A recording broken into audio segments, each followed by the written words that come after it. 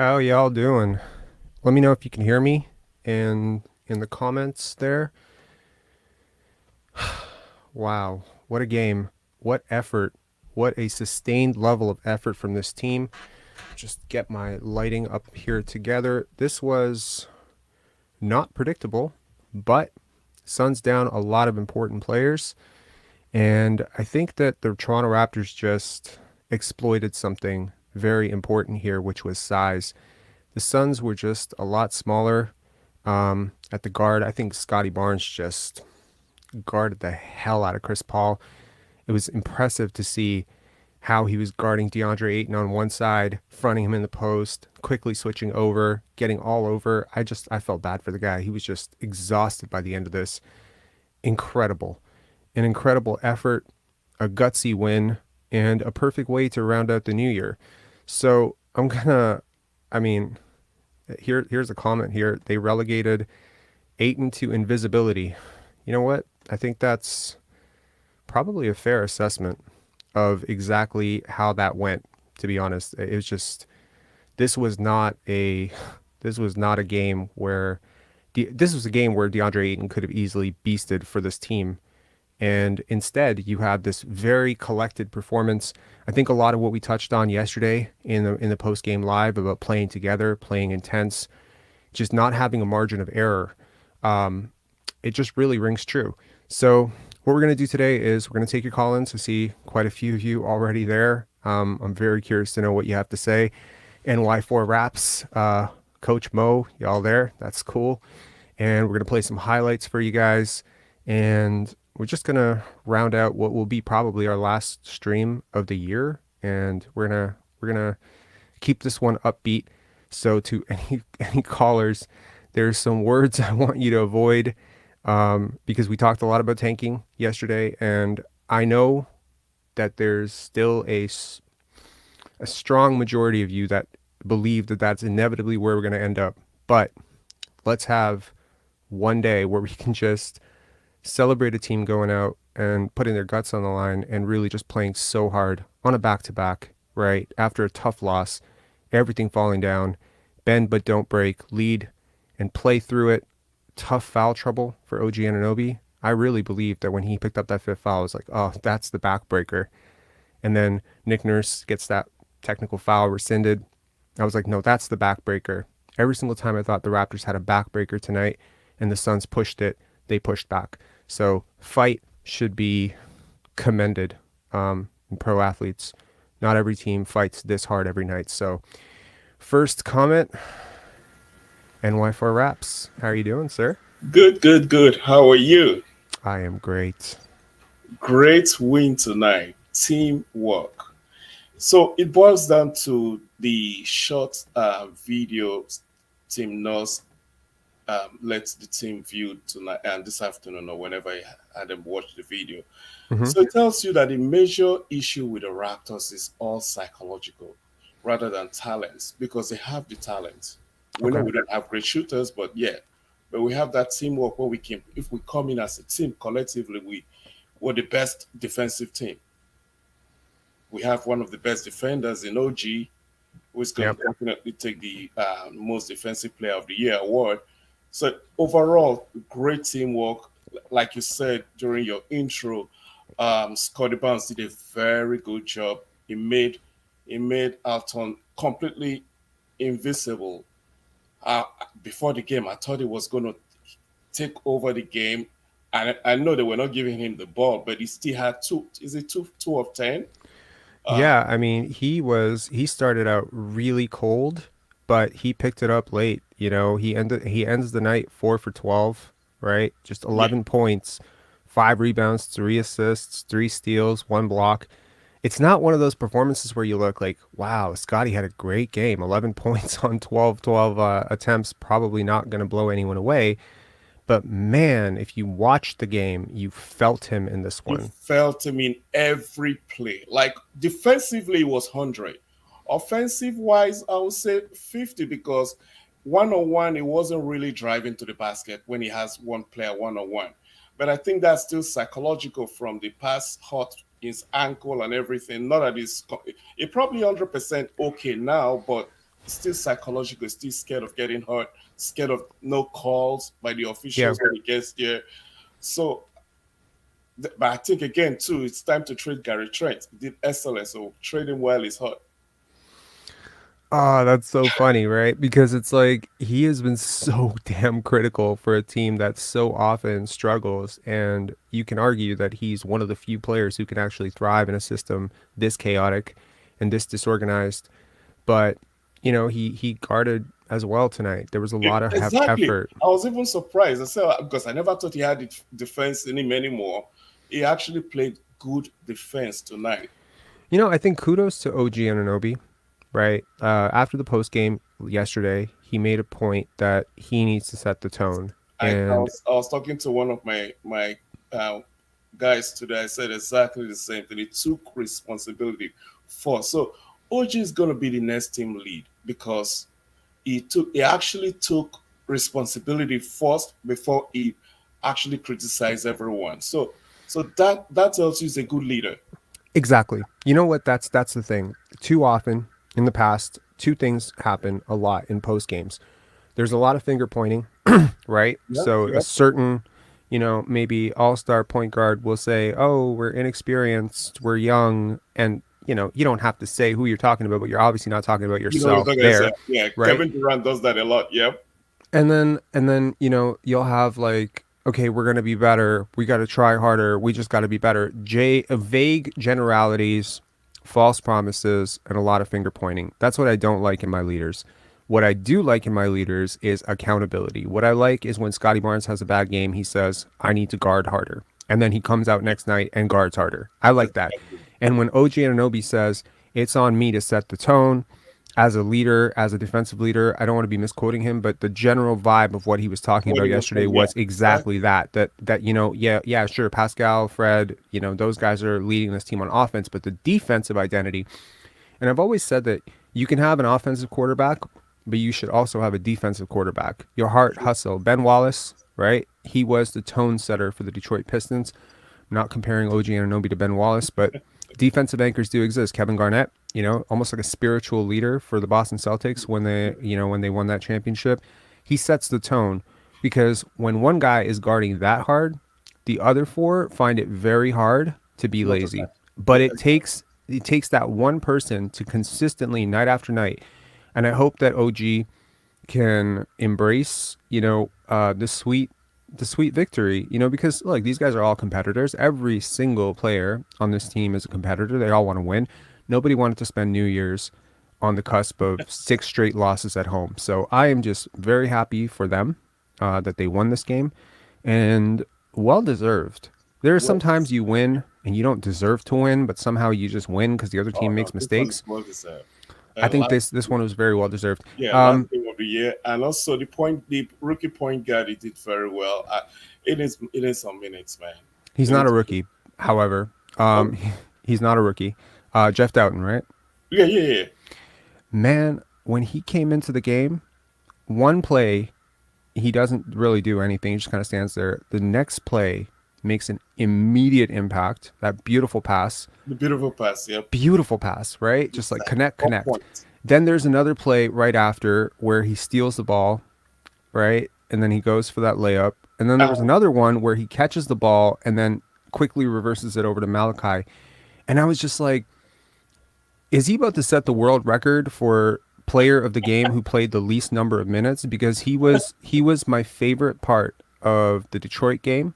He was my favorite part of yesterday's mhm. game, and he was my favorite part of today's game. In Yes. in short spurts. And like to sit there for 2 hours, 2 3 hours really. I mean, like from game time to game time, he didn't enter the game until the fourth quarter, right? Exactly to the fourth quarter, and he made a good impact with the short spurs of period minutes he got. It's criminally insane how often, I will have to listen to fans wax about like, oh, we need this guy, we need that guy, we don't have this, we don't have that.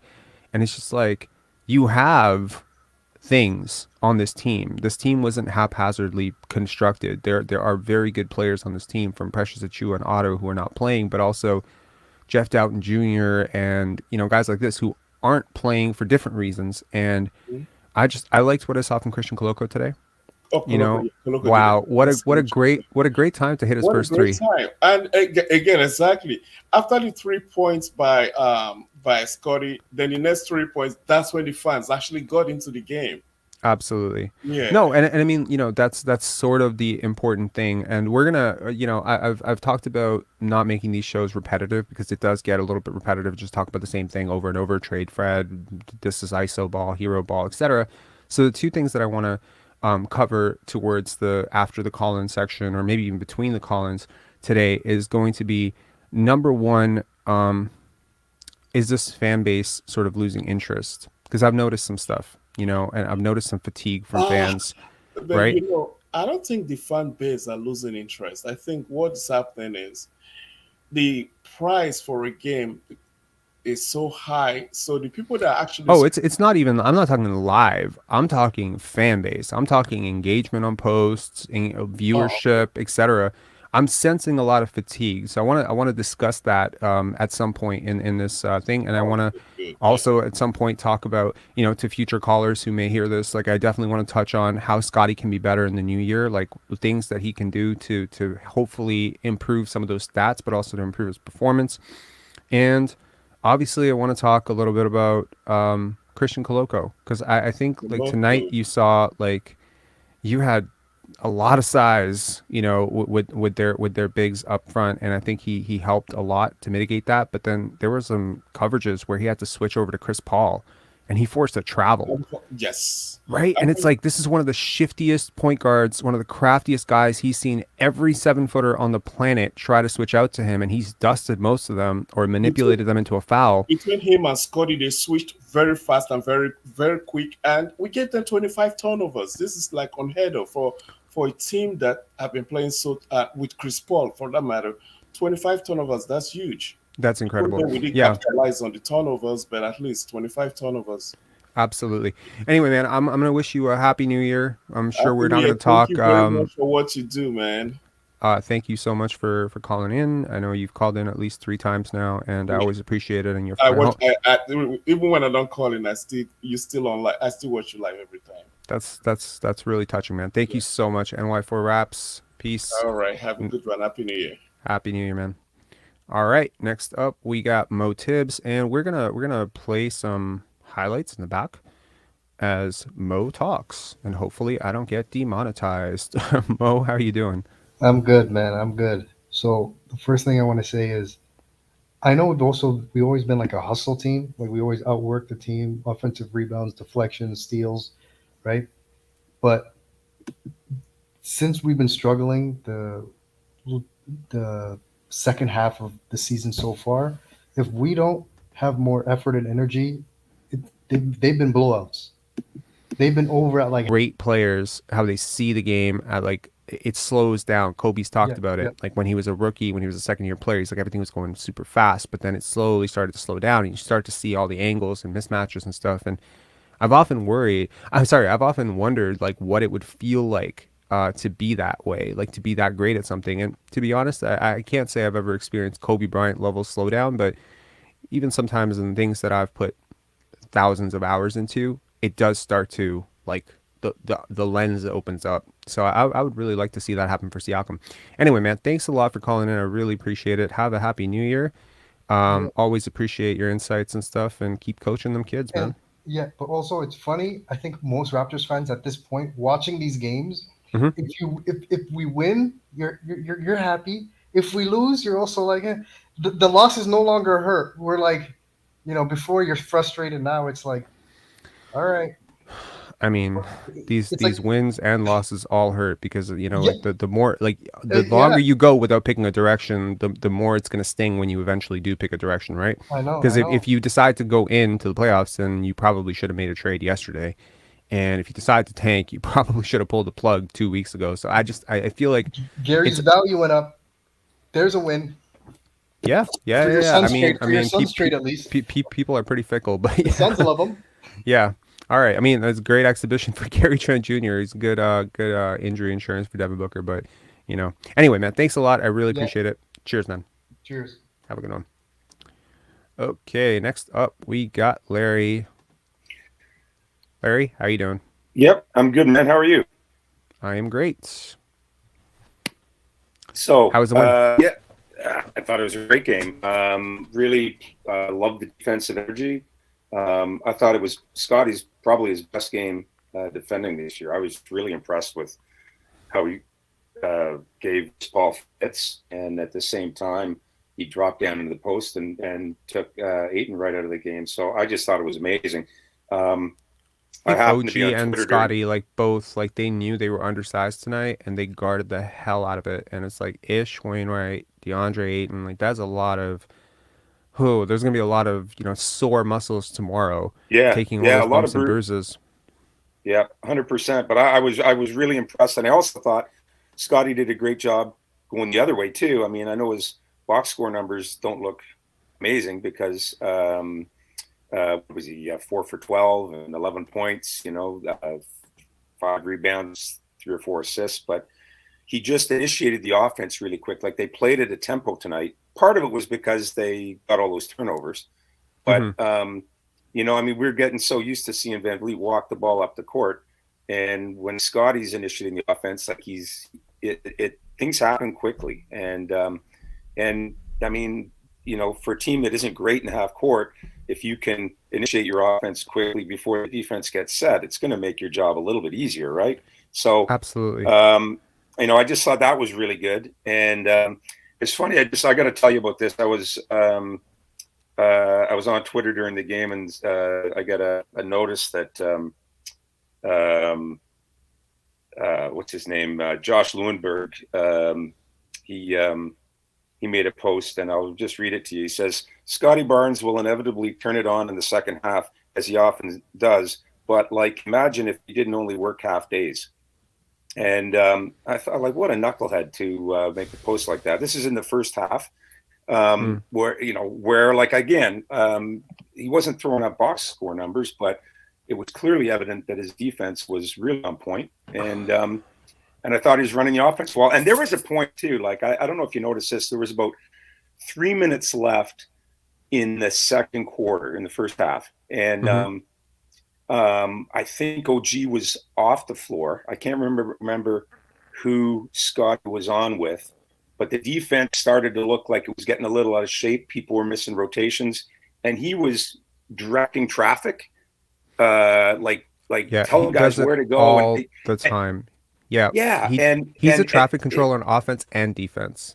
That's the beautiful part about it. And on offense too, yeah. But to suggest that this guy doesn't try, he's so engaged in the game mentally, as well as I just thought too, a lot of his second efforts, to close out or even just to take away a passing lane, some of the jumps and contortions he was putting his body into to try to play at that higher level defense. I was really pleased with it, and it people look at the box score and they'll say, he wasn't great, but I thought he was really good tonight, despite the fact he didn't shoot that well. He started a little bit shooting, so so I mean, happy with the win. I think I agree with what Mo said about Siakam. I just don't think everything looks hard for him. When he's generating offense, it just looks like he's working so hard. And I think sometimes too, he's getting bailed out by the referees. I still think, he'd be better. There are times where he puts his head down, he's going to go. And it would be better if he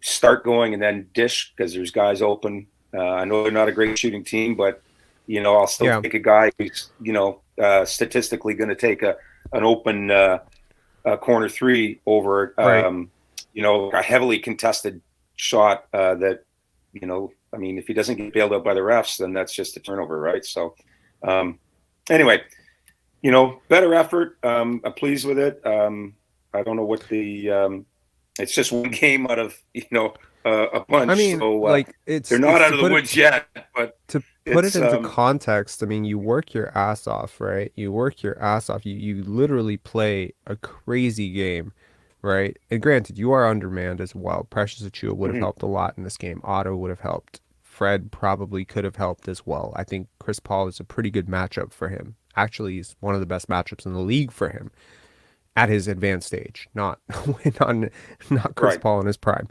Right. But so you're undermanned. They're desperately undermanned. They are by far missing the best player. They're a terrible road team. I'm not sorry, they're not a terrible road team, but they are terrible without Devin Booker this year. You can Google their record without him. It's pretty depressing. I think they've won 2 games without him this year. So you are facing a team that lost to the Rockets by a greater margin than you beat them tonight. So it's like, what do you take away from this? Nothing and something. I think what you Mhm. take away from it is, OG Anunoby really showed up for this team. I think you take away that maybe you have something in Jeff Doughton. I really do. I cannot overemphasize how difficult it is to sit for a whole game, get tossed in for 4 minutes, and to make the impact that he did. In terms of every play he made that was important, got the crowd into it. That's Yeah. so important. What other bench player have they had in recent memory that can make that kind of instant impact? Like it's I just, mean, Chris Boucher has at times been instant impact off the bench. I'm he sure gets a if you lot of could, run, he so, does, right. and I mean, And so it's it's just easier. yeah, but like bench players also have a rhythm, right? Like if you don't get into the game for a long time, like you miss your shift, right? And for Jeff Doughton, I imagine that shift would have been the first shift in the first quarter.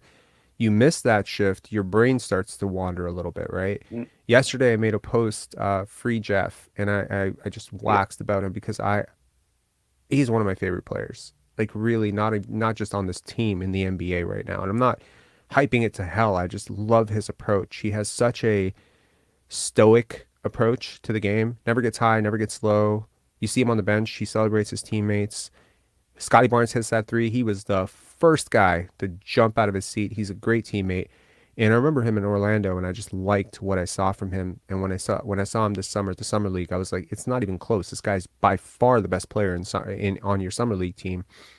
And I'm just happy to see that he's getting burned. But part of me is just like, okay, this has to be your backup point guard. I don't care like how great Malachi has been at hitting threes. I don't care how much potential that Delano Banton has had in terms of a guy who just spaces your system and and can run a team well. Just he's basically good at everything this team is bad at. And he's just so important. And then the idea that he's not getting minutes just pissed me off. So then I made a little post on my Instagram, and it was just like talking about how much I appreciate this guy and how much I love his game and how much he needs to see the court more. And I'm pleased to say he actually saw it. Yeah. I saw in my thing, he saw all of it, Yeah. and he scrolled through it. I was like, oh, I'm glad, Oh, nice. because it's like when you're a two-way contract guy who doesn't play, you almost feel like invisible to the fan base in some Mhm. level, right? So I just wanted to show him some support. Obviously, show Justin Champagnie a lot of support as well as he embarks on this next chapter in his life.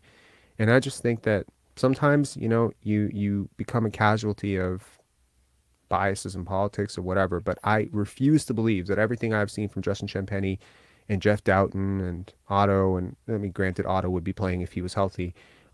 Precious, like there's so many guys on this team that I would vouch for and believe in, and people who try to spill this narrative of like, for me, it's Scotty or bust for this whole team. I'm like, you have no idea. There's like 8 or 9 guys on this team that I absolutely adore. And Jeff Mhm. Doughton's one of them, and I just love what he brought to this team. James Welsh says, "Get rid of Fred so Doughton can play more." Honestly, man, Yeah. if they don't make a move with that extra roster spot that they opened up, I would like to see them convert his contract from two-way to just a fully guaranteed contract. I think Yeah. it is so impressive for a guy that every minute he has been given, from summer league to the G League to the 3 stints really that I can think of in the NBA, he has been impressive as hell in every one of them. I could make a case that Yeah. he was the top 5 player in every single game he's played this year. He's good. He's really good. Yeah. Yeah. Yeah. Like, so anyways, Larry, thanks so much. Okay. Thanks for your Yeah, man. amazing support throughout the year. Thanks for all the super chats and super likes and all that stuff that you Yeah. do. It's really it's a Okay. nice vote of confidence. Thanks a lot. And Cool, have man. a happy new year Okay, to keep you it and your going. girlfriend. Happy New Year. Yeah, Happy New cheers, Year to man. you and your Okay. girlfriend. Happy New Cheers. Year. Okay. Cheers. Okay. Bye-bye. Bye. All right. So,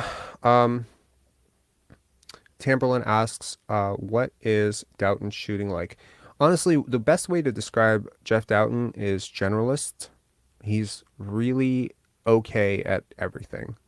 And I think as he evolves, because he's 25 years old, right? He's not a spring chicken. He's not a rookie, but he is one of those guys that I would vouch for as a late bloomer. Good workman-like approach. He has clearly read some good books because I followed this guy and I see what he talks about and just how he approaches the game and how he doesn't get too high and too low. And so I think that he could carve a role out in the NBA for a very long time as a very good backup point guard. I'm not suggesting he's going to be a star or anything like that. Please don't miss me with that. But I think he could be really, really good for a team that needs serviceable, steady point guard play. And if you think that I'm describing Fred VanVleet in 2017, yeah, kind of like that, right? It's kind of the same thing, except unlike Fred VanVleet, he has super long arms, and I think he can be very disruptive and a really good point of attack defender. I think that he just plays the right way. I love his approach. In terms of shooting, I think he's evolving. Defense is evolving. Every year I've watched him, he's gotten better at everything. So if he can carve out a niche as a 3-and-D point guard, I think he will have a 10-year career in the NBA for sure. Yeah, here's a hot take. Back when we had DeLon and Fred, I wanted the Raps to keep DeLon over Fred. You know what? Me too. I did too. And I was probably wrong on that. Actually, I've definitely been wrong on that, but I don't think that DeLon has nearly had. But check his box plus minus this year. Just saying. It's pretty intense. He's just one of those guys who's had crazy bad luck with injuries. We got Blackhawk 2K coming on right now. Blackhawk 2K, how are you doing? Hey, how you doing, Pensari? I'm good. Good evening. Good evening. Yeah, I listened to the game today. I didn't even watch. I had it up, but I was mostly listening. I was annoying my kids. They're like, "Dad, keep looking." I'm like, "I'm hearing the game. I'm hearing the game. Don't worry. You get enough from Jack and the play-by-play." So good game. Mhm. Good that it's we won. Yeah, I mean, like let's be grateful that we got the win. Let's be grateful that they stepped up their defense. Our communication. I've always been a stickler on the defense. I know you like to push for the offense. I like to push for the defense. I don't think that's a fair claim. I love Yeah. defense. I Yeah. love defense and I love two-way players. In fact, anytime we have ever been anytime a topic of trading for a player who doesn't really play one side of the court comes up, Yeah. I'm always against it. I don't think that you can win with players, but I also don't think that you can win in the playoffs with a bottom 20 offense. So Yeah, I know you always point that out, but I'm just of the mindset that there's too many mistakes on the team in general, okay. defensive wise, and at least if they can get that under control, we will have respectable games. You know what I mean? Like I'm not too gung ho as to whether or not they will win them or not. I'm more gung ho as to whether they were actually in the game and not having an out of body experience. So here's my question for you, Yeah. Blackhawk 2K. What do you consider a defensive mistake? Blow-bys. Okay, take the one yesterday with Memphis. Okay. When Ja was getting into the paint and Kem was guarding, he kept going backward, and I was like, no, you're going too far. You'll never be able to stop. And then he kept on making teardrops. Some of the things you could see them blatantly. And it's like, okay, I understand that you want to stop it at the backboard, but this guy is going to get you right there. You need to go up a little. You need to put some pressure on the guy. That's what I'm talking about. He's also Ja Morant. Like I think that's fair, right? Because no team has ever been able to stop him. In fact, but by the way, you gotta put pressure. You gotta put pressure. It doesn't matter if you're gonna stop him or not. You have to score. He didn't crack 20 points yesterday. Yeah. He still did pretty good in there. He was great. He was great. Don't get me wrong. That was by design, and he moved off the ball, and that's kudos to him. But he's on his career averaging under 20 points per game against the Raptors. This is now 5 games. And if I'm correct, that's lower than his playoff scoring. So, What I'm saying is, I remember Ja Morant watching him for the first time in the playoffs. I believe it was against San Antonio, and he just got wherever he wanted. The burst, the quickness, the awareness, and also, I think people just don't realize how smart Ja Morant is. So if Kem Birch versus Ja Morant, there's nothing Kem Birch can do in that matchup, in my opinion. But the other thing I would say is, like, sometimes, like, especially when people are referring to like Scotty Barnes or Fred VanVleet giving blow-bys, I think it's important to contextualize it against what are the Raptors actually trying to do versus what do we as fans just at surface think they should be doing in that moment. So like when you give up a corner three, it almost always looks like a stupid mistake. Like Yeah. almost always it looks like, oh, somebody forgot to rotate. When you give up a layup, it always looks like, oh shit. When you give up an open mid-range shots, always looks like, oh, somebody screwed up. Someone should have guarded that guy, because we all unfortunately have the mindset of pickup ball, where every time someone scores, someone fucked up, right? But I don't think that that's how NBA teams scheme defense, especially the good ones. There's so many instances. I remember a really, really long time ago, I had a conversation with Kevin O'Neill, who was coaching the Raptors at the time, and he was explaining like the difference between going from college coaching to NBA coaching, and he was one of the things, he's like, NBA, you can't stop anybody. If Rasheed Wallace wants to score 50 points on any given night, he's going to score 50 points on any given night. It's just how it works. And that might seem like crazy to people who are like, Rasheed barely ever cracked 20. And it's like, yeah, like that's also a part of it, right? Because team offense, team defense. So like there's certain shots that you're going to live with all day. There's certain shots you can encourage, you know? If I know that Scotty Barnes is kind of like cooked on the left corner and he's shooting like 18%, I'm gonna give that shot up all day. If I know that this guy doesn't finish right, he finished well going left, I'm gonna give him left just to stop him from going right, and then I'm gonna push him into what I think is a low percentage shot. Now, if he makes it 5 times in a row, I'm gonna look like an idiot, but I'm betting that he's not gonna make it 5 times in a row. So I think that sometimes you have to look at the defensive scheme, and the Raptors' defensive scheme is so freaking complicated that I think sometimes their own players get confused about what they're supposed to be doing. Happened against Atlanta when Adrian Griffin sneaks behind them.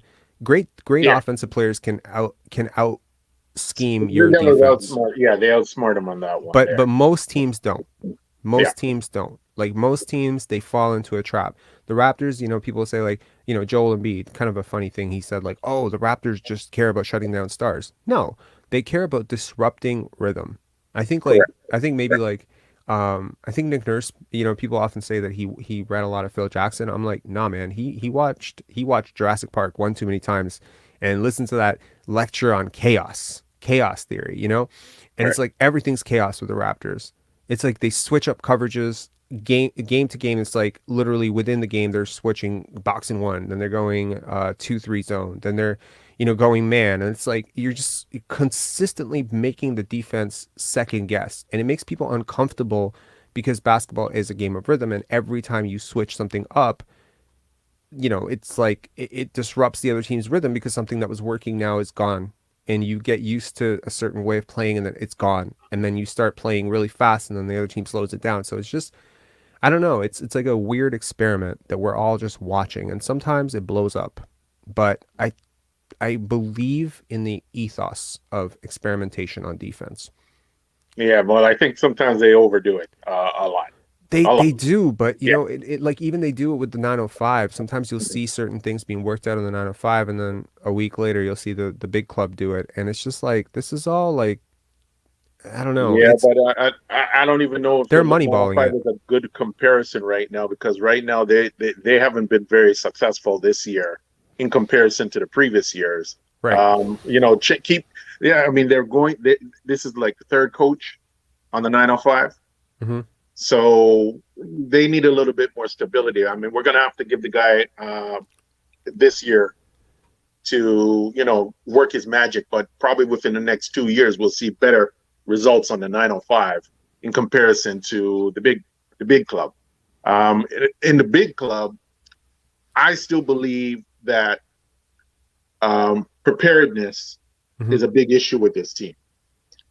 When we've had our failures out there, yeah, you're pointing out the defensive schemes, but in some cases they look like they just weren't mentally there. So I don't know, like for Nick Nurse to come out and state to the media, "Oh, I'm going to show these guys what have you been doing before?" I mean, you have lost games in the past. Why is it this one that you decide to go to the media and say, "Well, enough is enough"? Now, you know, this is something that should have been addressed on every time they lose a game. I'm not saying that he's supposed to be super heavy, but they should understand the gravity of the loss. They should understand. Okay, you did an exercise yesterday of going over the film yesterday on it, and then you were pointing out, okay, what's the wrong play versus what is the right play to make. Well, they should be doing that all the time. I mean, this is a $1 billion industry or a $1 billion club. They definitely should be doing this stuff. Yeah, So but I mean, these are not $1 billion players. These are not $1 billion players. I cannot stress this enough. Like the number of players in the league that could make the right play, see the right play, make the right play in real time from real perspective. Probably you can count them on 2 hands, 3 hands, 4 hands. It's not a lot. Maybe 5, 6. I don't know. There's some really well-coached dudes like Patty Mills or whatever that could probably just make the right play consistently. But, man, you have a young roster that is full of a lot of low IQ players. They are going to make the wrong play a lot. They're going to miss open shooters a lot. And, you know, it's like you roll with the punches. I mean, like, no player is perfect. I mean, if Gary Trent was like, if Gary Trent had Chris Paul's brain, right, just like if Fred VanVleet had Scotty Barnes' body, we're talking about max players. We're talking super max players.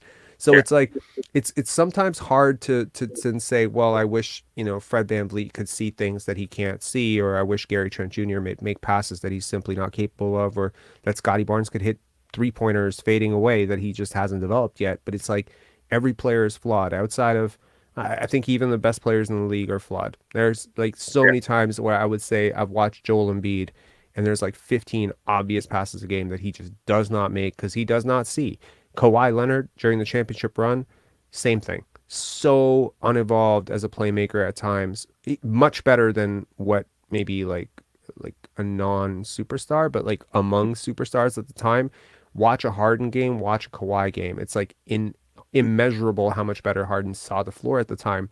So it's like you got to just take the punches, and it's like, yeah, it's one thing for me to break down the film and be like, this is the play that should have happened. And these are also like part of like offensive concepts. And you saw the team do it today. There are like certain players. Malachi does it a lot. Jeff Doughton, Scotty Barnes, OG Anunoby sometimes, you know. Thaddeus you saw it Young. on this game, and you saw it on the Cleveland game or the Cavalier game. There's a few games where you said, well, wait a second, that's what we're looking for. You know, I mean, this is what we're expecting you to bring. And again, I'm not going to stress whether we win it or lose it. We just want to see them bring it. You know what I mean? Because I'm going to watch regardless. I'm not going to get here and say I'm going to get upset and I'm not going to watch. No, I'm always going to watch this team, right? Yeah. Well, I would love for the team to just have the right effort in place. I'll live with whatever result comes out of that.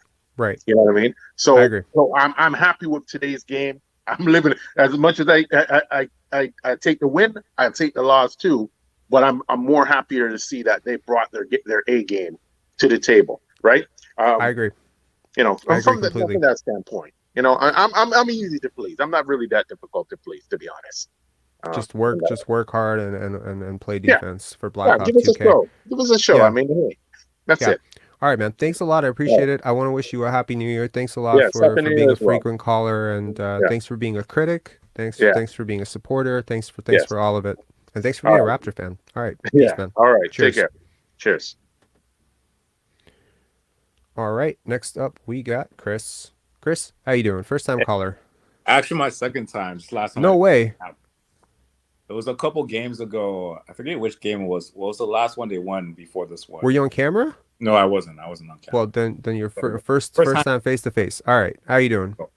funny enough, I actually didn't watch tonight's game because I told myself that I'll prioritize my mental health today and not watch the Raptors. Sorry, I don't mean to laugh at mental health stuff, but like that shit's serious. No, No, it's a big reason I why I don't. stopped responding to a lot of comments. But yeah, Obviously, it's very serious. It's just a joke, obviously, but yeah. So I honestly, I caught the fourth quarter, but what I really wanted to talk about was actually last game. I didn't get the opportunity to go on my rant, unfortunately. So the thing I was really upset about last game was necessarily the starting lineup to last game. What was Nurse trying to do there? Was he trying to sabotage Scotty by starting non-shooters all around him? Like, I don't like. I didn't. It makes no Yes. sense. Like, Fred, it's a marketing ploy to just ruin Scotty's career. Yeah. like Fred doesn't play, and then I forget who started. Did Coloco start last game? Was it Coloco? Yeah, he did. Coloco, and there was another non-shooter too. Well, no, they started Juancho, if I'm not mistaken. Okay. Someone correct me in the comments if it feels like yesterday's game was millions of years ago, but True. they didn't start Gary, so they started Juancho, Coloco, OG, Scotty, and Yeah. So Pascal. you have So a shooter in Coloco, Pascal, and like I mean, Pascal I'm is sure not he plays- really a non-shooter. I understand he's not an elite shooter, but yeah. But there's no gravity. Nobody's really guarding him out there. Or like Siakam a little bit, but nobody's guarding Coloco out there, even though he hit a 3 tonight. And like Honcho, like he plays the right way, but you got to make shots. I can't remember the last time he made a shot while starting. So I think he went 0 for 3 last game, all 3. I mean, sometimes the threat of a guy who has a reputation as a shooter is enough to do some benefit to your team, even if he goes 0 for 2, 0 for 3, 0 for 4. Number one, defenses have to hug him there, which means they can't go 5-on-1 on Siakam on those drives. Like usually it provides just a little bit more gravity, and I think you hit it on the nail on the head there. Second, it's about where he usually spaces, like where he usually stands. Like the consequence of having guys like Birch and Coloco, and both guys who, by the way, if you watch them in a private practice, can shoot. I don't understand why they don't shoot, but they can shoot. I think like they could both probably beat Russell Westbrook in a 3-point contest right now, right? Like I've seen Coloco hit like 22, 23 3-pointers in a row. It's different in a game. So it is different in a game, but still it's like an open 3 is an open 3, like if you can make like I've seen NBA players who can't shoot, and trust me, they can't hit 23s in a row like Coloco can. He has a good form. He's improved his free throw shooting so much, even though his NBA I've seen him do it in college. He was an okay mid-range shooter in college. Like these are all things that you project up. Like Pascal Siakam was a good mid-range shooter at New Mexico State. That's how you know he was going to project as an okay scorer, shooter, whatever. His 3-point shooting was garbage, right? So it's like I look for these little indicators, and I think both their big men could shoot. They just don't. They just hang around the dunker spot like they're Ben Simmons. And when you do that, it's like yesterday we did the film breakdown. It's like Steven Adams is always there, second line of defense. He doesn't have to guard Coloco. He doesn't finish nearly well enough. He doesn't have to guard Kem because Pascal doesn't pass to him nearly enough. And he can just double Siakam if he gets past Dylan Brooks, which of course has a spillover consequence, which allows Dylan Brooks to basically play under Siakam, so tight. And it's like, that's the thing that I want to talk about towards the end of the show when we get through the Collins, is like why I think Scotty is struggling so much. It's part of it is the spacing, right?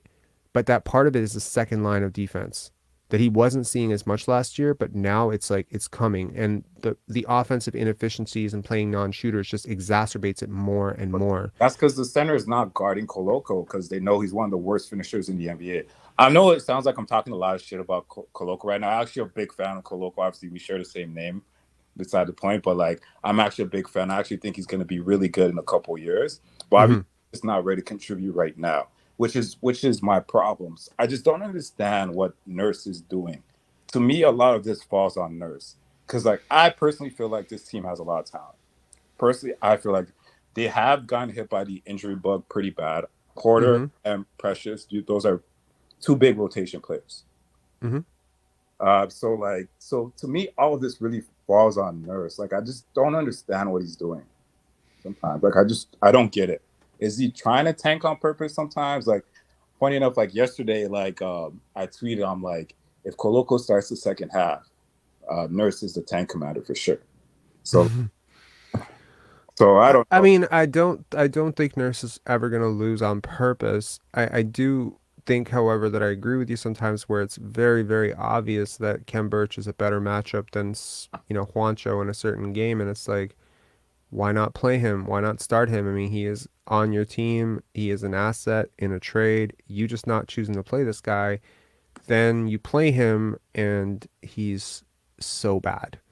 So it's like, okay, did we get hoodwinked on the talent level? Like, I mean, first of all, Kem Birch has gone through a slew of injuries, like lower body injuries over the last 2 years, right? So he's really like, when you watch him move around in Tampa, you watch him move around now, it's like all that burst is sort of gone. He's very ground bound. I think he had surgery at some point, if I'm not mistaken.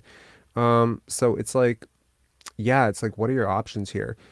Part of, waiving Justin Champagny, not that I realized this yesterday during the stream, was, his contract became guaranteed, I think, in a couple of days. And they said they waive him and then they saved the $800,000. After New Year. Yeah, I think it was January 1st. So I think now you kind of open yourself up to either taking on a two for one trade back, I think right? Or you end up opening yourself up to a slew of players that you could easily sign. And I mean, like, look at the Suns' third stringers today. It's weird to then be like, well, how good is our team really that we don't have players that are even like competitive with these guys? And it's just like, it just ends up in being a waste of mental exercise where you're like, okay, well, is this guy not playing because he doesn't fit? Is he not playing because he's not good enough? Is he not good enough because he's not playing? It's very confusing. So I would love at some point for Masai Ujiri, and I will get to this at the end of the show. Like, I just want Masai and Bobby at some point before the trade deadline, because the season's hanging on a thread right now. Oh yeah, I think a trade's definitely coming for sure. Honestly, I feel like Pirtle's destined to be back on this team. I just feel like that's just gonna happen because this reminds me a lot of like. But you just talked about playing non-shooters with Scotty. Now you want to add Jakob Pirtle to it? Dude cannot make a jumper outside of 18 feet. Best finishers in the NBA around the rim. So True. That's going to help Scotty a lot. But it's not, because here's the problem, right? On defense, yes, Jakob Pirtle makes you a lot better. And I don't want to claim the credit for this Jakob Pirtle thing, but I swear to God, like the first time I heard this Jakob Pirtle trade idea, I was the one who presented it. This was like almost 2 years ago. I was like, oh, this guy would be great. And then suddenly I started hearing about it more and more, and then suddenly it got presented as a rumor. And then we found out the Raptors actually tried to get him at the trade deadline last year, but then there was like the asking price was too many picks or something, and then they settled for Thaddeus Young. So I was like, it's very interesting. And as much as I have beat the drum on this Jakob Pirtle thing, because I think he's a hell of a defender and a really good shot blocker and a really just good paint protector, and great as well too. That's another fact he's going to add to the offense. Like. He can definitely add a lot to the offense because he's a solid screen setter and stuff. But the problem with playing Scotty and Pascal, and to some extent also OG at times when his shot isn't smooth and falling, is all of these guys need some space to drive. They need angles. One of the biggest reasons that Scotty Barnes has been so much better in the NBA than he was in college is because of the expanded space on the court. That's true. So now you basically have defenses that are shrinking the floor and shrinking all of the gaps. And it's like, when you are smart, when you're Scotty Barnes and you're looking at your man, but then the second and third, like really defenders that could potentially help on you, one of them's right in your way. And the other one could get in your way if you don't attack. Boom, now. And it's like the second, and he sees all of this because his processing speed is like on another planet. So he goes into that drive and suddenly he's going to start doing the exact same thing and he did it a couple times today, where he tried to drive into 2 defenders or 3 defenders. It does not work. Unless you master the craft of doing that, like James Harden, and to some extent also Pascal Siakam has just become a master of just going into 3, protecting the ball, flailing, and getting fouls. Unless you're able to do that stuff, you need open lanes to drive. I remember Scotty playing last year before Siakam came back, and that was with Fred, Gary, OG, and he was playing basically small ball 5 in a lot of those lineups. He thrived. He beasted, right? He looked great, because I'm not saying he should be a 5, but I am saying he should play with shooters. He should play with shooters who move. I agree with And if he has to play with a big, ideally it's a big who can set picks and score from at least 18 feet. That can just stretch out a little bit, because unless he's doing that, the big that he's playing with is always going to be getting a person in his way. And so the only solution here is either you play that way or you wait for him to develop a very, very reliable jumper that defenses actually respect. Because at this point, they don't respect him as a jump shooter at all. No defense is guarding him. I swear to God, like last game, there was such a funny moment. And it was like, man, if I didn't like Scotty Barnes, I would clown the hell out of that clip. Because he picks up his dribble at like 18 feet from the basket, doesn't even look to score, and the defense just literally runs away from him. And so do his own teammates. And it's like, bro, like that's that's basically like extended foul line, like maybe 20 feet out. You should be able to hit that with your eyes closed. But instead he's like, I don't know about this. I'm having a bad shooting night. He needs to get a lot more assertive as a scorer. I don't give a shit if he shoots 5 for 25. I'll take the growing pains with that. But until he develops a reliable jump shot, I do not want to see him playing on the court with like 2 non-shooters at a time. And Siakam, for all of his, shooting potential, is sometimes playing like a non-shooter because he doesn't do anything. He just kind of stands in the corner or something and waves his hands around, or he stands like 38 feet, 40 feet from the basket, as an outlet. And it's just, spacing is just congested and terrible. But when it looks good, man, it's like, why can't you all do this all the time? I do want to keep Precious in the starting lineup before any trades are made, because I do feel like he could definitely help the team a lot. If the shooting at least gets back to, I don't know, obviously like the way he ended the year last year, it's like a small sample size. So at least if he can just be average, He shot 39% after the All-Star break. I think he put in a ton of work in the offseason. I don't know if he changed the shot for him. I would have to go and check it out. But I think he has a ton of potential, and obviously his impact on defense has been sorely missed. This team is comfortably above 500 with him in the lineup. And even like every night, there's like one matchup that gives him trouble, and I'm like, Precious could have done something about that matchup. So I don't mean to overhype the guy. Obviously, I think he's a very good player, and I think he'll be a very big piece for this team coming back into the new year. It's been a great help last night, especially because like I don't know if you remember last year when we played Memphis in Memphis. Mm-hmm. I think Achua had like 20 points and hit like 3 threes in that game, and was guarding Steven Adams like straight up pretty well. He's strong. I think he lost a little bit of weight to add some quickness to his game. So he might not be, but strength is strength, and honestly, his quickness is way too much for. There was a play in the playoffs that I always remember where he just did some very interesting ball handling, and it was just like, it was like behind the back or a crossover. Do you remember that? I remember when he did like the in and out against the Sixers. And it was like, wow, he could do this, right? So you have like a legit 6'9", 6'8"-ish, long, fluid athlete. Like OG, Scotty, Pascal, like... Pardon? Would you say he's the best athlete on the team? By far. Yeah, I would. Scotty's a hell of an athlete, different type of athlete. Pascal, a lot of quick twitch, but not as much strength, right? Mm-hmm. Scotty's a lot of strength, a lot of endurance. OG, same thing. It's like these long stride athletes. They're built for distance. They're built for power. But Precious Achua has like fluidity, plus he has like, I almost don't want to say it because it's like this is public and live, but it's like he has like a lot of the same physical attributes that make LeBron so special as an athlete.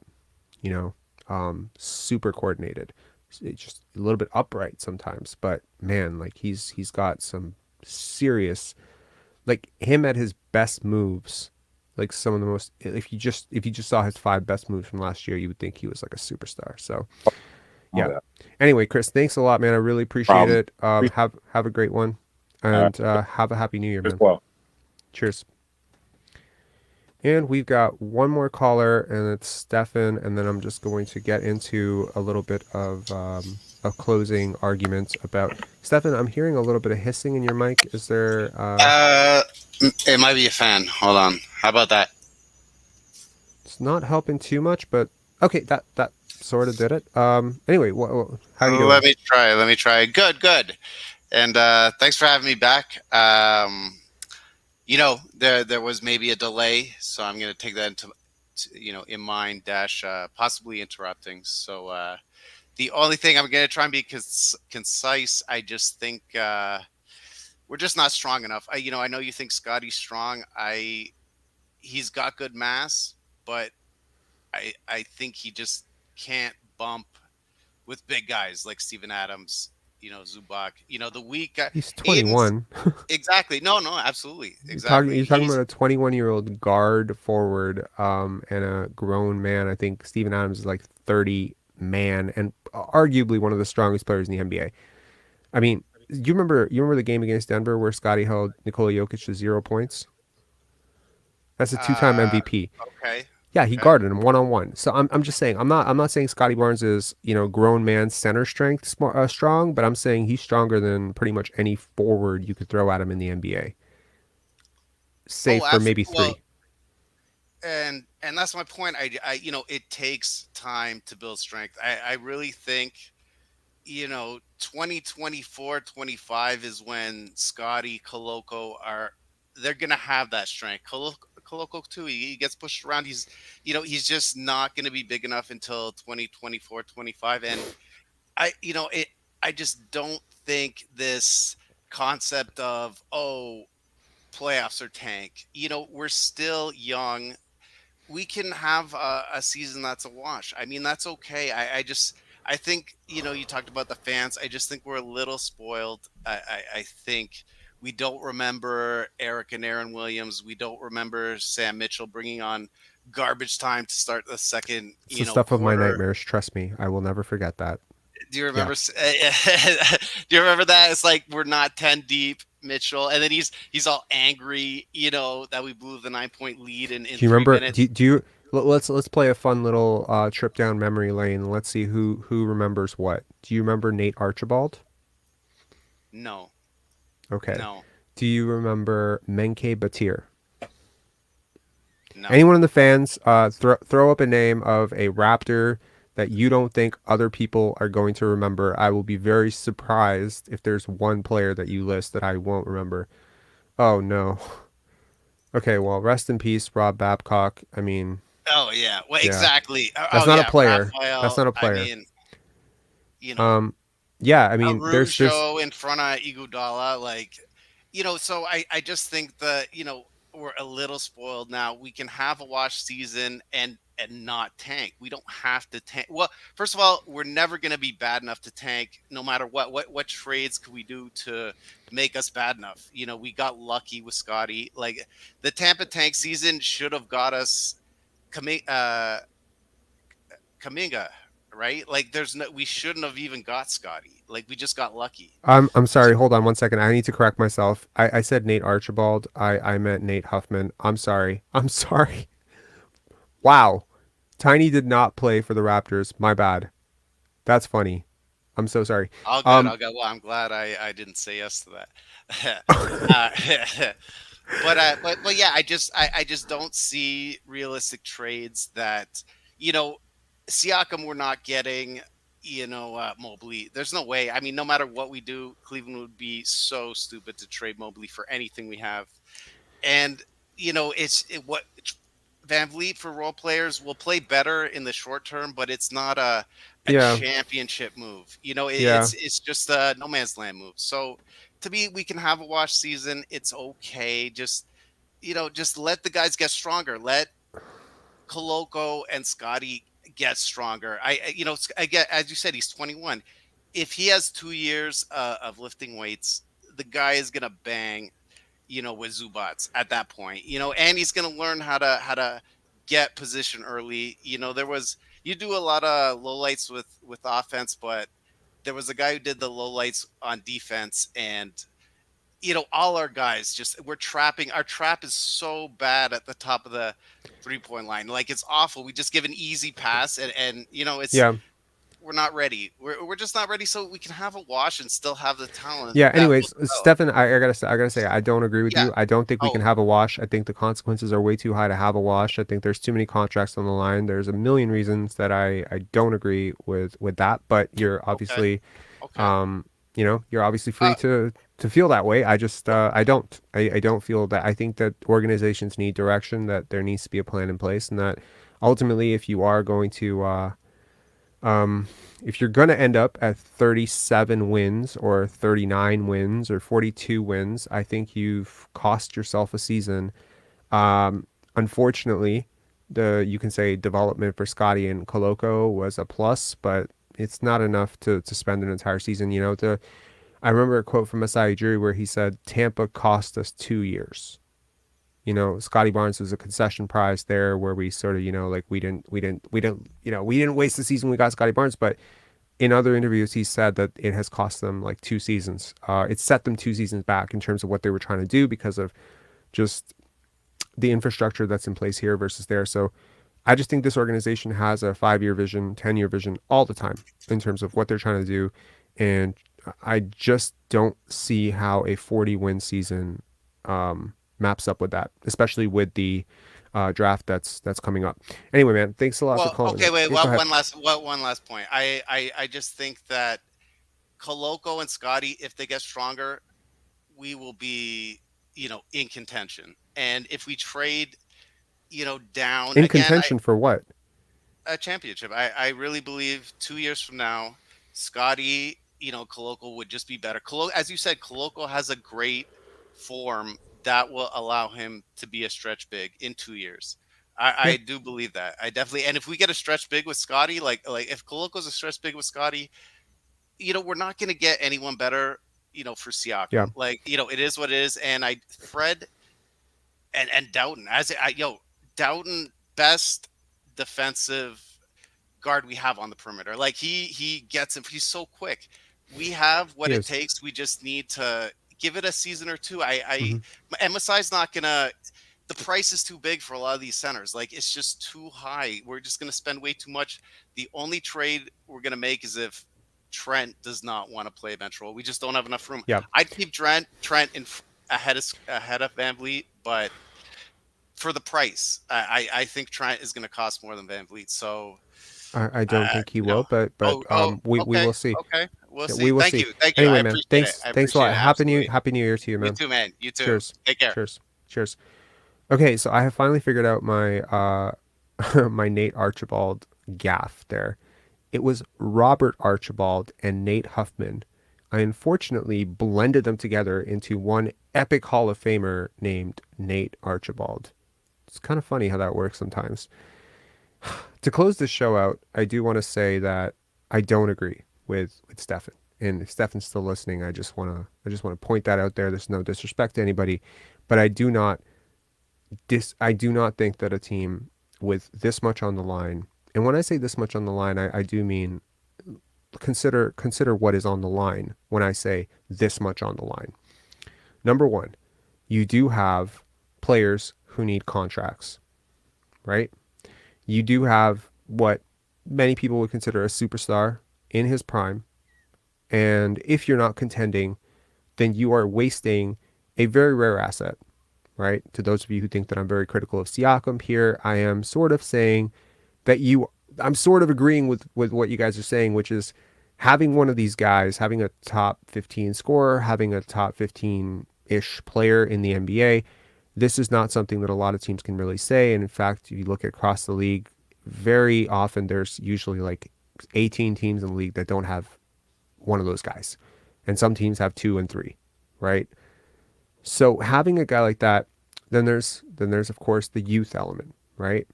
If you are going to go the direction of play in, then I would like to see more youth. I don't see what the upside is to playing Otto and Thad as much. Having them on the bench is cool. And it's like there has to be some sort of direction, some sort of target, some sort of upside, some sort of expectation, because the other side of this equation is what else is on the line is this draft, right? It's like you got really 2 or 3 very solid prospects that could be a huge part of your program for years to come. And I cannot tell you how much rookies who exceed value on the scale contracts, like first overall, second overall picks in good drafts, they are the greatest assets in the league. Like, consider the fact that Scotty Barnes, your number 4 pick, could have potentially, in theory, netted you a top 12 player of all time, still very serviceable in Kevin Durant. Think about what Evan Mobley is worth right now, that he could net you a superstar. Like, they could call for Devin Booker, Zach LaVine, not really a superstar. They could get all but 10 players maybe in the league with Evan Mobley dangling him right now. That's an asset. And to have a chance, we are quite bad right now. I think we're 10th or 11th in the East right now. To have a chance to draft an asset that good and to either flip that asset for an immediate upgrade or to develop that asset and to build this long-term vision, I think it's just too much to pass up on. And the longer you prolong, if you're going to make a trade, make a trade. Don't wait till the deadline, because the deadline is almost 20 games away. And I think you start losing 3-4 of the next 5 or 5 of the next 8. And again, it's like, as long as you keep losing more than you win, the Raptors, they continue, the hole keeps getting bigger and bigger. And there's always going to be a magic number on losses, which is just going to be hit. And you're going to find yourself at some point saying, oh, we need to be 32-15 for the rest of the season. And it's like, yeah, it'd be super simple if you're a really great team with a really soft schedule, but you're a so-so team with a very questionable bill of health with a very tough schedule. You don't want to be caught with your pants down. Too many teams do that every year. You want to know a team that does that a lot? Sacramento Kings. Every single year they try to sell their fan base on the hope of playoff success because they're in a playoff drought. And this is why you don't negotiate from a position of desperation. And every single year they'll swing for the fences and just miss. And who have they drafted? Tyrese Halliburton aside, who have they drafted? They swing and miss with Keegan Murray, right? No offense. I honestly, I think Keegan Murray's awesome, but you just miss out on that top 3 by getting Keegan Murray. You swing and a miss on Davion Mitchell. You know who went in between Davion Mitchell, right? Like Franz Wagner goes the pick after, Scotty Barnes a few picks before, right? So it's like, I don't want to be picking 9th, 10th, 11th in a draft where it was pretty projectable that the season was lost. So that's where I'm at. Number 2, I do feel, today I saw a Yahoo Sports video, and I saw after an hour, it had like 42 views. And I was like, wow. And then I looked at some of our videos. I released 3 videos today. One was a film breakdown, one was a trade show, and then one was a repost of this post-game show from last night because I got a copyright strike for the clips that we played, the NBA clips that we were doing in the film session. So I reposted that. And the videos like had no traction. Like, you got 1,000 views, 1,800 views, 2,000 views. And I was like, wow, you used to getting a lot more than that. What's going on? Just started looking around. And I'm like, is there a new content creator in place that is just like sucking up all the views? If there is, great. The more the merrier. But it wasn't like that. Its views all over were down. So I was like, is this fan fatigue? Are fans just frustrated because they don't understand what is the point of doing this? If Scotty's your guy, if you're building for the future, then why is he consistently the 3rd, 4th option? If he's not the guy, then why did you not trade for Kevin Durant? Do you know what I mean? It feels like, what are we doing? We're walking a tightrope. We're trying to have our cake and eat it too. And I think the sooner this front office decides to commit one way or the other, if you're going all in, go all in. I don't care. At this point, I don't care. I trust this front office pretty much, not blindly, but they make mistakes like any other front office, but they are pretty good, relatively speaking. If you're going to go all in, okay, fine. Package a first-round pick, package assets, get Miles Turner, get Jakob Poeltl, get something. Give me a reason as a fan and as someone who watches this team to believe that you have picked the direction. And if you're going the other way, if you're going to tank, then I want to see Pascal Siakam have less 44-minute nights, because one way or another, this guy's an asset on your club. And every night you push him out 42, 43 minutes, and you lose the game inevitably, and the toll and the beating that he's taking, it makes me think about, a train that's about to fall off the tracks. It's kind of like what happened with Fred VanVleet. Fred VanVleet, not nearly the asset that Pascal Siakam is, not nearly the investment. And ironically, this is like shitting where you sleep, because in the years later, when you do figure it out, when Scotty's ready to, be a bigger part of this offense, when he's ready to be a shooter, when he's ready to be a spacer, and if Siakam's still on your team, not only will he still be someone that you will rely on consistently to give you, 20, 25 points and, his two-way impact, but he's also going to be a guy who you might have signed on for like $200 million. And at that point, all these miles are going to start showing up. And if this season is a wash, I don't care about personal glory. I don't care about his chase for top 5 or all-star or any of that shit. I don't want to see it. I like what the Raptors did in Tampa, where they shut down Kyle Lowry and just said, hey, wink, wink, help us, we'll help you. Get to a new place, we'll negotiate and broker this deal. Have a similar conversation with Fred VanVleet tomorrow, if that's what you're doing. Finally, my last takeaway, and this channel has often been sort of mislabeled, but maybe sometimes accurately labeled as a Scotty Barnes channel. Love Scotty Barnes. Of course I love Scotty Barnes. I love basketball. How could I not love Scotty Barnes if I love basketball? I think that Scotty has shown a lot of good and a lot of bad this year. The bad, tentativeness, lack of assertiveness on the offensive side, sometimes loses focus. Saw a play today where I was laughing. He sees Christian, it was like someone in the corner and someone rolling to the basket, thinks about, do I throw the alley-oop or do I throw the corner pass? Decides to throw to no one and just gaps the middle. And I was like, man, I see how his brain works all the time. I know exactly what he's trying to do. Even at the end of the game where he commits that questionable turnover.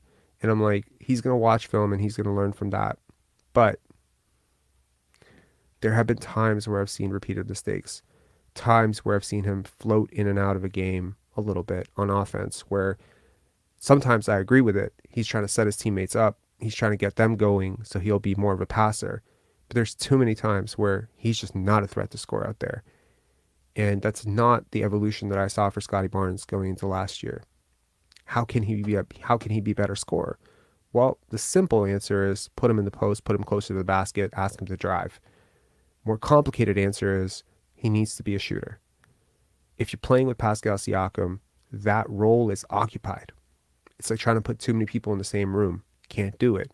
Can't have one guy going, the next guy going. It's just getting each other's way. It's like, you know what I mean? Like it's a one-lane highway, right? There isn't a lot of spacing to begin with. You can't have two guys attacking the exact same place. I've often referenced this because it was one of the most eye-opening conversations that I ever had about basketball. And it was with an assistant coach. This was back in 2005, 2006. I was talking about Rasha Nesterovic. Rasha Nesterovic, of course, like if you've been around Balkan players, he was at a lot of weddings. So very fun, very awesome guy. And I was asking this assistant coach why his fit next to Tim Duncan didn't work in San Antonio. And on a piece of, he used a pen and a paper towel at the time, and he drew out a box. And he showed exactly why Tim Duncan and Rasha Nesterovic did not work, because of where they occupied the floor, because of how they moved, and he just found that they were getting each other's way. And I thought that was so interesting because I'd never thought about that before. I was like, when we often think about as fans, like, oh man, I wish Shaq and Hakeem played on the same team. And it's like, sometimes no. It's kind of like the same thing with LeBron and D Wade. Yeah, in theory, it sounds great. Put together two guys who don't shoot that well, who both need slashing angles. One guy has to compromise. One guy has to adjust. And in this case, I don't know if you're going to get Scotty Barnes. You're not going to get Pascal Siakam to adjust to Scotty Barnes, right? You're not going to get Pascal Siakam to be a movement shooter, screener. When's the last time you saw Pascal Siakam set a solid screen for Scotty Barnes? I've seen Fred VanVleet set a solid screen for Scotty Barnes. Scotty Barnes is going to have to develop a great deal of confidence in that shot. He started the season out well. The defense has picked up. He looks a lot healthier. But if he is going to salvage this season, it is not going to be playing how he wants to play. It is going to be playing how this team needs him to play, which is as an off-ball threat, as an occasional secondary ball handler, as Fred VanVleet works through whatever, issues he has. He's going to share, even if some of us don't want him to share. Some of us maybe feel that if we just gave the ball to Scotty, it would just be, showtime, some poor man's version of showtime. But if you do that, then you need to clear the way for him. So if the Raptors don't make a decision, I would like Scotty Barnes to make that decision and just agree to do a little bit more of what he did last year, which is set picks, space out to the corner, be a connective tissue guy on offense, a term that, a lot of smart people like to throw around, connective tissue guy. Well, that's really what it is, connecting on offense. In terms of where I stand on Scotty's future, I've never been more optimistic about the player that he will eventually become. I'm a little less optimistic about how soon that will happen, but it will happen.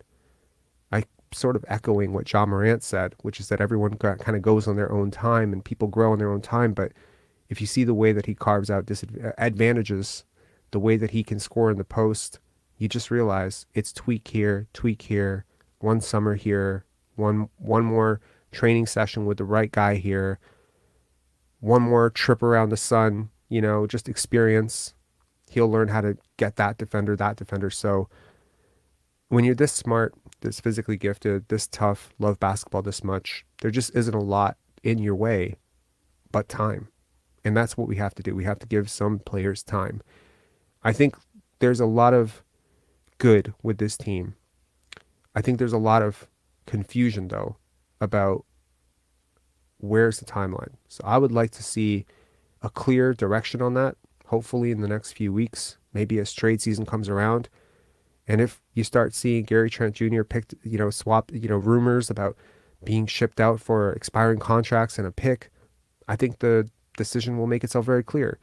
And if you see the Raptors attaching future firsts to get a big man, to get a center, to get an upgrade, I think that will be very clear as well. But right now, it feels very uncertain to be a Raptor fan because yes, tonight you get a win and it's a feel good thing and the team plays really hard. But you had to work this hard to beat a team that really hasn't been that good in a while without their best player at home after you've lost 5 straight at home. And while we will celebrate this win, it did feel hard. It felt like one team kind of sleepwalked through it. The other team had playoff intensity. This happens all the time. The Orlando Magic couldn't sustain their run because they were just beating the crap out of teams that were playing so hard. But once teams caught up to it, I want to see the vision of what this team thinks that they can do in the playoffs. I don't want to just show up to the playoffs and get swept. I saw that with the We the North run into roadblock after roadblock. There's a myth that, DeMar DeRozan used to say, like, oh, it's just one guy. We just kept bumping it to one guy. You got swept by the Wizards.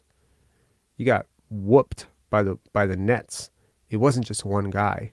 It was a flawed premise that you could have 2 guys like that, low efficiency guys who just don't create such easy looks for themselves, can't create against length and separation that can be schemed out, that you can build a playoff offense around that and not expect to crash and burn every single year until inevitably one of those guys gets swapped out.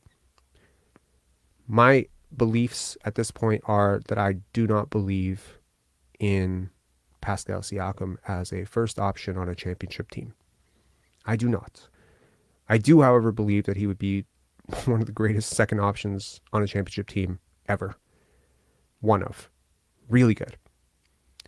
I don't see any player on this team who in the next 24 months can leapfrog him as that first option. I also don't see a player who will necessarily age super gracefully. So at this point, I am concerned that we are once again aiming to be somebody's kicking mat in the second round. And that's what kind of worries me about this. And yeah, that's sort of my complicated thoughts for the night. I want to thank everybody who's tuned into this. I just wanted to work through my process of this. Oh, and a final thing, Christian Koloko. I love Christian Koloko. I think he's going to be a little bit better. Someone said in the comments, Robert Williams with a jump shot. I think he can be as good as he wants to be. Fluid athlete, evolving, hard worker, sees the court really well.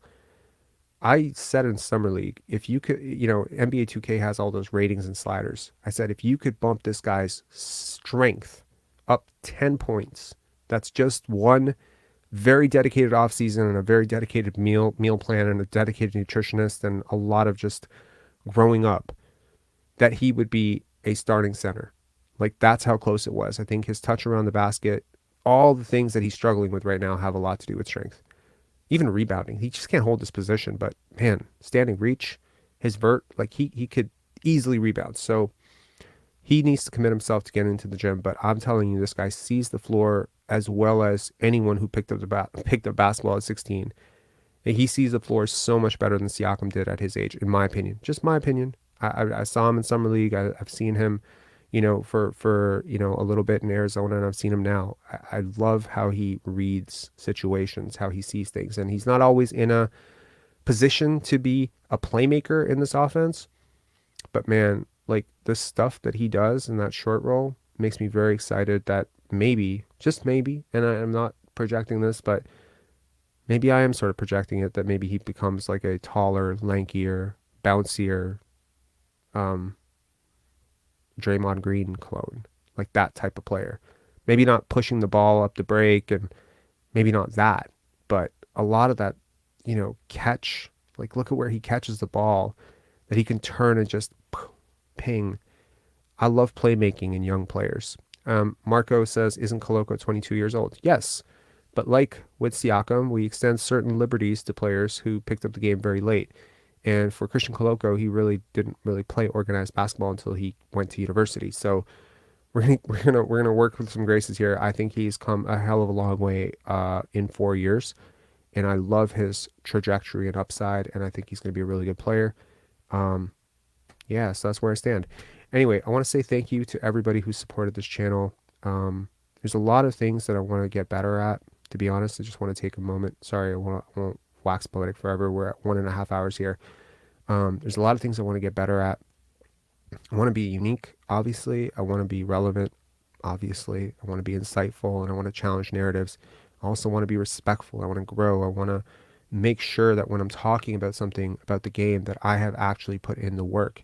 And I think the work gonna show is something that Scotty Barnes said in a press conference, and I have repeated it 500 times since then. Work gonna show, work gonna show. And I say it all the time, like a child mimicking his favorite athlete or something. I'm not a, it's weird, but it's something about that work gonna show thing that just hit me. And I was like, man, how much more inspired am I to support content creators that I know put in the work to make their content the best that it can be? How much more inspired am I to click on content where I know that the person is always straight with me 100%. So I think these things do carry weight.